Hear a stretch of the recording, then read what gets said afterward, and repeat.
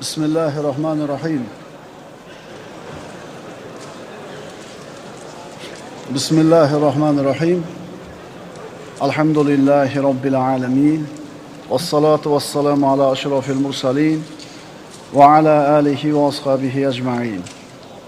Allahumma allimna ma yanfa'una wa anfa'na bima 'allamtana wa zidna ilma. اللهم أرنا الحق حقا وارزقنا اتباعه وأرنا الباطل باطلا وارزقنا اجتنابه واجعلنا ممن يستمعون القول فيتبعون أحسنه وأدخلنا برحمتك في عبادك الصالحين أما بعد السلام عليكم ورحمة الله وبركاته بسم الله الرحمن الرحيم Saodatning shartlari. Kechagi suhbatimizda birodarlar fikr qil, shukr qil.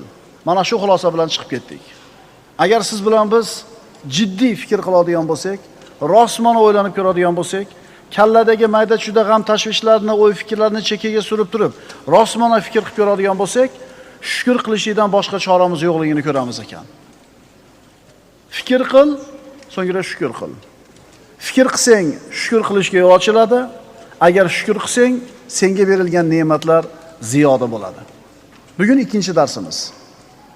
Saodatning ikkinchi sababi o'tgan narsa o'tdi, ketdi. O'tgan narsa o'tdi, ketdi.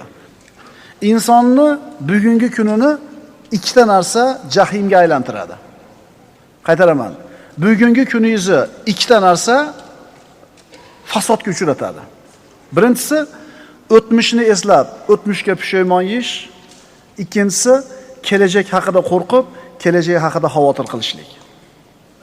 Inson o'tmishini eslab siqilishi, uni yodga solib g'am qilishi bu g'irt ahmoqlik va tentaklikdir. Bunday qilish irodani o'ldirish degani, naqd bugungi kunni zoya qilish degani. Aqlli insonlar o'tmish papkasini yopadi, qayta ochmaydi. Uni unutishlik zindoniga berkitib tashlaydi. O'tmish ishlarni unutishadi. Uni arqonlar bilan mahkam bog'lab, beparvolik zindoniga uloqtirishadi. Uni ustiga tuproq tortiladi, unga hech qachon nur, yorug'lik yetmaydi, u yerdan hech qachon chiqmaydi, chunki o'tgan narsa o'tdi, ketdi. O'tgan ishlar uchun xafa bo'lish o'sha ishlarni orqaga qaytarib bermaydi, birodarlar. Siqilishlik u ishlar uchun uni tuzatib qo'ymaydi. G'am qilish uni isloh qilib bermaydi. Eslab qayg'urish bo'lsa, ularni tiriltirib bermaydi. Chunki endi u yo'q. Chunki o'tgan narsa o'tdi, ketdi. O'sh paytda gugurt olib qo'yganimda deydi. Qara deydi. O'sh paytda deydi, moncha zayimim bor edi deydi. O'sh paytda gugurt olib qo'yganimda mana munchaga ko'payardi ekan pulim. Endi o'tdi, ketdi, tamom. Musulmon odam uni ustiga, unga yoqmaydigan biror bir hodisa, kor hol kelsa, musibat ustiga tushsa, bo'ldi endi, ish bitdi. Nima deydi? Qaddarallohu ma sha thumma fa'ala.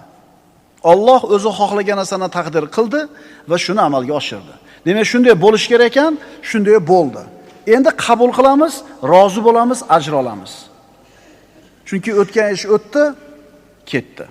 Birodar, sen ustingda o'tayotgan, sen kechirayotgan har bir kuning Allohning senga bergan hadiyasi, in'omi.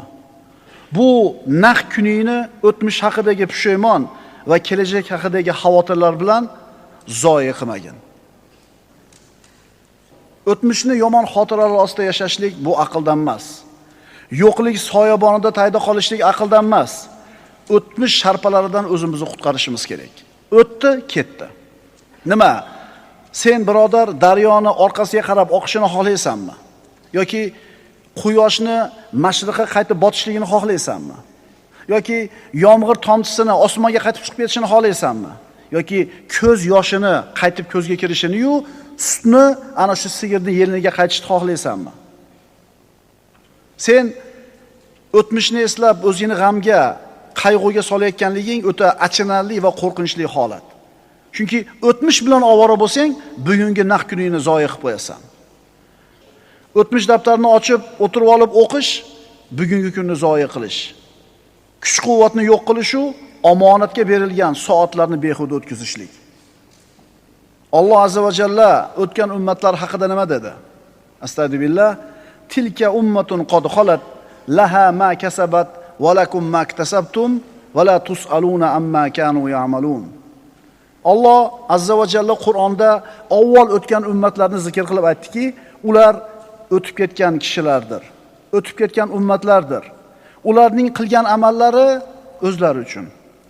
Sizlar amalinglar o'zinglar uchun va sizlar ular qilgan ishlardan mas'ul bo'lmaysizlar. Birodarlar, o'tgan kun o'tdi, ketdi. Tarixni g'ildiragini orqaga qaytarishlikni, orqaga aylantirishlikni keragi yo'q, iloji ham yo'q. Zamonning o'lib bo'lgan jussasini qabrini ochib, tiriltirishga urinma. O'tmishini eslab, uni takror g'am qilayotgan kishi xuddi unni yana qaytadan tegirmonga solayotgan odamga o'xshaydi. O'tmishni eslab, uni g'am qilayotgan odam xuddi to'ponni yana aralamoqchi bo'layotgan odamga o'xshaydi. Eshakka aytilar ekan, nimaga kavshanmaysan? Yolg'onni yomon ko'raman der ekan. Ya'ni chaynalib, yutib bo'lgan narsani qaytadan olib kelib yana chaynashni nima keragi bor? Musibatimiz nimada, birodarlar? Bugungi kunimizni isloh qilishlikni uddalay olmaganligimiz uchun o'tmishimiz bilan ovora bo'lib, o'tmishni gapirib o'tiramiz. 10 soat gapiring, 20 soat gapiring, o'tmishni gapirganligingiz sizga hech qanday foyda bermaydi. Ha, birodarlar, o'tmishni undan ibrat olishlik uchun, undan o'zimizga va'z, nasihat olishlik uchun eslab qo'yishligimiz joiz. Ammo o'tmish bilan yashab bo'lmaydi-da. Bugungi kunimizdagi kamchiliklarni chiroyli suratda bir chekkaga surib qo'yib turib, o'tmishimizning vayronalari bilan ovoramiz. O'tmish kimning ovozini bo'g'ib turgan bo'lsa, bas bu inson kelajakka xitob qila olmaydi. Chiroyli gap ekanmi? O'tmish kimning ovozini bo'g'ib turgan bo'lsa, bu inson kelajakka xitob qila olmaydi. Faqat o'tmishini g'ami bilan, o'tmishini eslab siqilib o'tirgan odam kelajakka bir qadam qo'ya olmaydi degani. Ma'qulmi? Shunaqa odamlar bor albatta oramizda. Shikoyat qilaveradi. Menga ana qilib bermagansizlar o'shunda, menga mana qilib bergansizlar o'sha paytda. Ha, bo'ldi, endi o'tib ketdi, gapiraverasan bu narsani. Yana o'tmish haqida yana bir ajib gap. Kim o'tmishga qaytaveradi? Kim o'tmishni eslayveradi? Bugungi kunida quvonchni topmagan inson o'tmishiga takror qaytaveradi.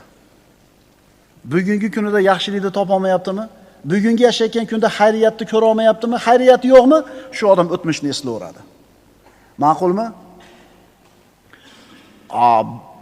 Avvallari yaxshi edi. Shakar 78 tiyin edi.